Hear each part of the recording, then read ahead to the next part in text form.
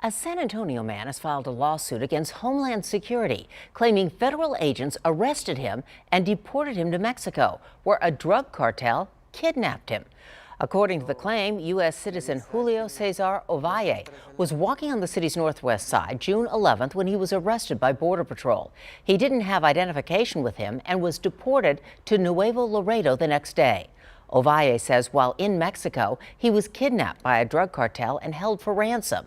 He was released days later with the help of the FBI. Question number one is that this be corrected, that there be some training for the agents, that there be compensation for him, that they help him with his medical costs, and that his record, if he has a deportation on his record, U.S. citizens shouldn't have deportation, administrative deportation notations on their record, and so that needs to be cleared as well.